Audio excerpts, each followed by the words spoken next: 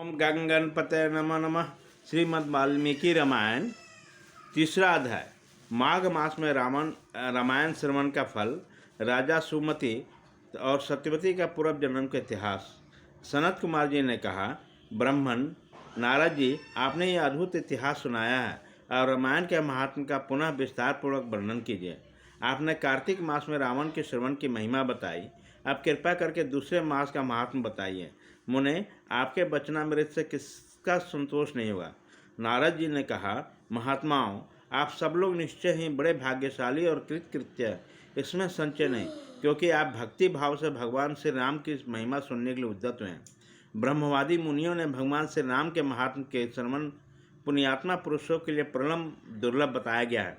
महर्षियों, अब आप लोग एक विचित्र पुरातन इतिहास सुनिए, जो समस्त पापों का निवारण और संपूर्ण रोगों का विनाश करने वाला है। पूर्व काल की बात है कि द्वापर में सुमति नाम से प्रसिद्ध एक राजा हुए। उनका जन्म चंद्रवंश में हुआ था। वे श्री संपन्न और 7 द्वीपों के एकमात्र सम्राट थे। उनका मन सदा धर्म में लगा रहता था। वे सत्यवादी तथा सब प्रकार की संपत्तियों से सुशोभित थे। सदा श्री राम जी के सेवन, श्री राम कथा के सेवन, श्री राम की समाराधना में संलग्न रहते थे।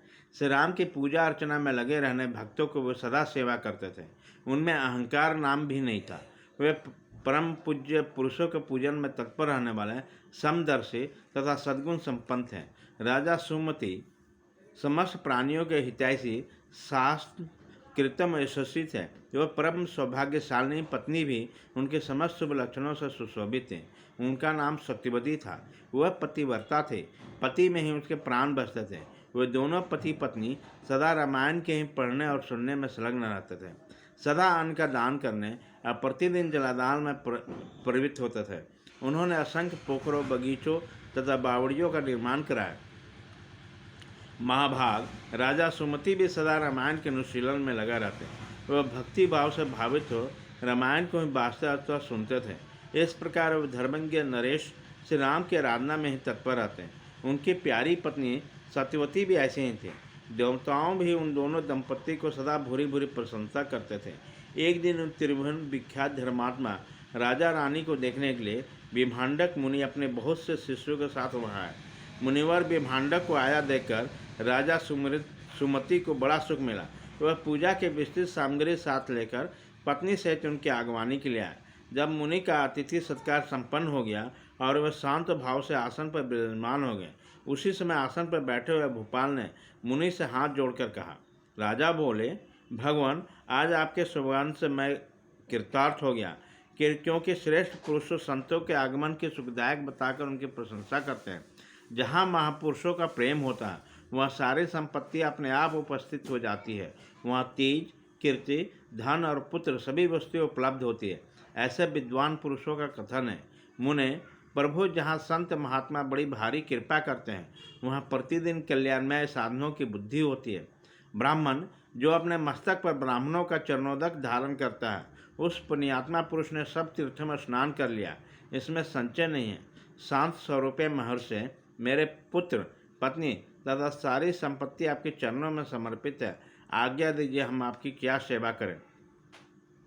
ऐसा बातें कहकर राजा सुमति की ओर देखकर मुनीश्वर विभांडक बड़े प्रसन्न हुए और उन्होंने अपने हाथ से राजा को स्पर्श करते हुए कहा।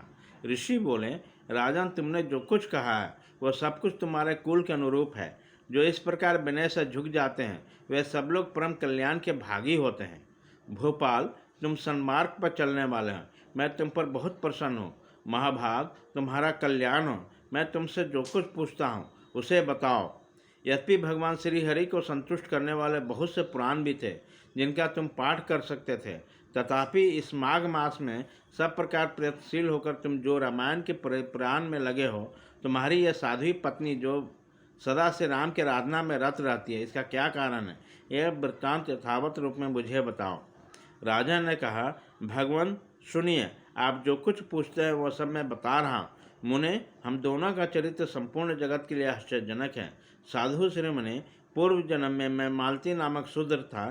सदा कुमार्ग पर चलता था और सब लोगों का हित साधन में संलग्न रहता था।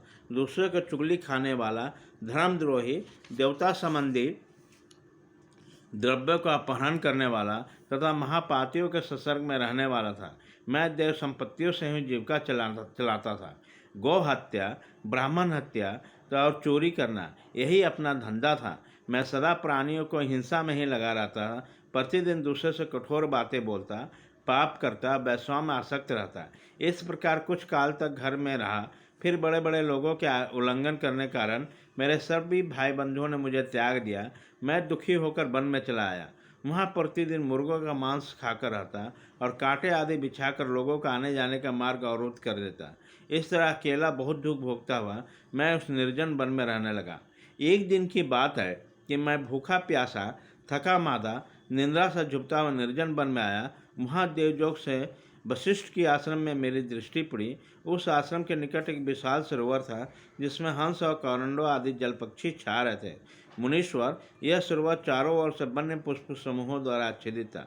वहां जाकर मैंने पानी पिया और तट पर बैठकर अपनी थकावट दूर की। फिर कुछ वृक्षों के जड़ें उखाड़ कर उनके द्वारा भूख बुझाई। वशिष्ठ के आश्रम पास में ही निवास करने लगा। टूटी फूटी शिलाओं को जोड़कर मैंने वहां दीवार खड़ी की। फिर पते, तिनकों और काष्ठों के द्वारा एक सुंदर घर बना लिया। उसी घर में मैं ब्यादों की वृत्ति का आश्रय लेकर नाना प्रकार के मृगों को मारकर उन्हीं के द्वारा 20 वर्षों तक जीविका चलाते रहा। तदंतर मेरी साध्वी पत्नी वहाँ मेरे पास आई। पूर्व जन्म में इसका नाम काली थी। काली निषाद कुल की कन्या थी और विंध्य प्रदेश में उत्पन्न हुई थी।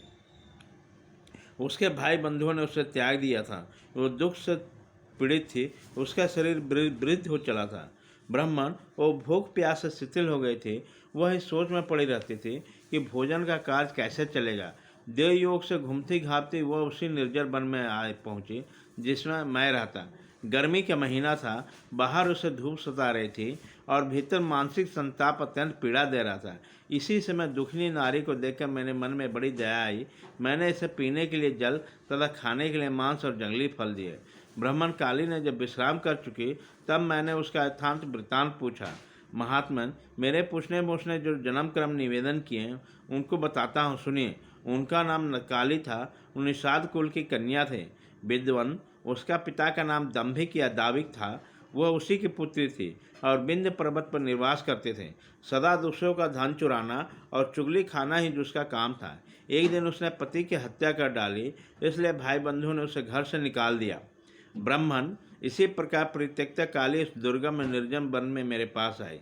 उसकी सारी करतूतें मुझे इस रूप में बताई गई थी। मुने, तब वशिष्ठ के उस पवित्र आश्रम के निकट मैं और काली दोनों पति पत्नी का संबंध स्वीकार करके मांसाहार से ही जीवन निर्वाह करने लगे। एक दिन हम दोनों जीविका के निमित्त कुछ उद्यम करने के लिए वशिष्ठ जी के आश्रम पर आए। महत्वन, वहाँ देवर्षियों का समाज जुटा हुआ था। उसे देखकर हम लोग उधर गए।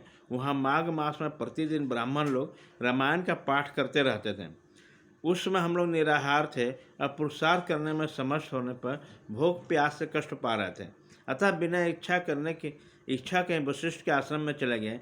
फिर लगातार 9 दिन तक भक्तिपूर्वक रामायण की कथा सुनने के लिए हम दोनों वहाँ जाते रहे।